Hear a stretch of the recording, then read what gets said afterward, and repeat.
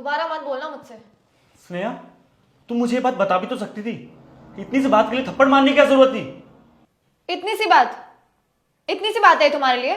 तुम मुझसे एक एक्स्ट्रा मैरिड अफेयर के लिए बोल रहे हो और तुम्हारे लिए इतनी सी बात है? You know very well, Varun is my husband. तो मैं भी शादीशुदा हूं स्नेहा। शर्म नहीं आई तुम्हें? ये घटिया चीज मुझसे बोलने से पहले अपनी बीवी का चेहरा तुम्हारे मुंह के सामने नहीं आया? क्योंकि मैं नहीं करता पसंद उसे। और तुम कौन सा अपने पति के साथ रहती हो? तुम्हारा पति दुबई रहता है और तुम यहाँ इंडिया में। अपनी जवानी ऐसे वेस्ट करने का कोई फायदा नहीं है। और हम दोनों साथ में क्वालिटी टाइम स्पेंड तो करते हैं। And Sneha, I promise you, हम दोनों के बारे में बाहर किसी को पता नहीं चलेगा। कैसे घटिया गलीच और नीच किस्म के आदमी हो ना तुम। मेरा हस्बैंड वहां दुबई में बैठ के मेहनत कर रहा है मेरे लिए, और तुम कह रहे हो कि मैं यहां से चीट कर दूं? वाओ। तो क्या हो गया स्नेहा? आज के टाइम में ये सभी करते हैं, नॉर्मल है ये। और वो जो हमारे साथ में सिमरन है, उसका भी तो बॉयफ्रेंड है, वो भी तो ये सब करती है। और आजकल ये बाहर एक्स्ट्रा अफेयर होना नॉर्मल बात है। आजकल तो सभी लड़कियों के होते हैं। और हो भी क्यों ना, हम पूरा दिन ऑफिस में स्पेंड करते हैं और रात में घर जाते हैं, अगले दिन सुबह फिर ऑफिस। जब सारा दिन हमें ऑफिस में बैठना है तो हम यहीं पे किसी को ढूंढ लेते हैं ना। और तुम एक बात बताओ, मेरी बातें तुम्हें प्रैक्टिकल नहीं लग रही? भाड़ में गई तुम्हारी प्रैक्टिकल बातें और तुम्हारा sense. Varun is my husband, भले ही अभी वो यहाँ पे फिजिकली अवेलेबल नहीं है, बट वो मेंटली और इमोशनली हमेशा मेरे साथ प्रेजेंट है। और मैं सिर्फ और सिर्फ उसी से प्यार करती हूँ।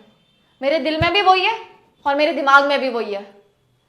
अरे शादी करी है मैंने उससे, 7 फेरे और 7 वचन दिए उसे। और ये ऑफिस की गंदगी के लिए ना, मैं अपने प्यार को धोखा नहीं देने वाली। और आइंदा मुझसे ऐसी घटिया और चीप बातें करी ना, एचआर को कंप्लेन करूंगी और मीटू का केस डालूंगी तुम्हारे ऊपर।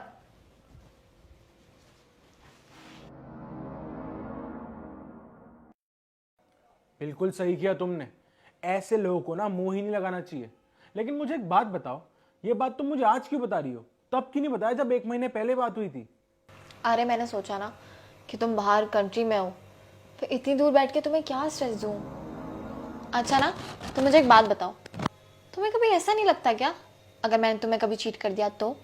नहीं, मुझे अपनी वाइफ पे पूरा भरोसा है। वो कभी मुझ पे चीट करेगी नहीं। और वैसे भी चीटिंग करना कोई मजबूरी नहीं है। Cheating is always a choice. और स्नेहा, अगर तुम्हारी किस्मत में धोखा लिखा ही हुआ है ना, तो वो तुम्हें धोखा मिलकर ही रहेगा, चाहे तुम किसी पे कितनी भी पाबंदी क्यों ना लगा लो। और जो बंदा रियल में लॉयल होता है ना, उसके पास चाहे जितनी मर्जी फ्रीडम की ना हो, वो हमेशा तुम्हारे साथ लॉयल ही रहेगा। You know, you are actually right यार। आपको पता है, जो लोग ऐसे बहाना देके एक दूसरे को चीट करते हैं ना कि हस्बैंड वाइफ के पास एक दूसरे के लिए टाइम नहीं है, उन लोगों को ना ये पता होना चाहिए कि उस टाइम के आदमी ना सालों महीनों तक घर से कितना दूर रहते थे, और उनकी वाइफ घर पे बैठ के घर संभालती थी, फैमिली के साथ टाइम स्पेंड करती थी। वो लोग तब भी एक दूसरे के लिए कितने ज़्यादा लॉयल थे। और आज के टाइम पे ना चीट करना इतना ज़्यादा नॉर्मलाइज हो गया है कि लॉयल्टी प्रीमियम हो गई है। सही कहा तुमने। वैसे छोड़ो इन बातों को, मैं इतने टाइम बाद तुम्हारे पास आया हूँ। क्या खिला रही हो तुम मुझे? तुम्हारे फेवरेट राजमा चावल बनाओ।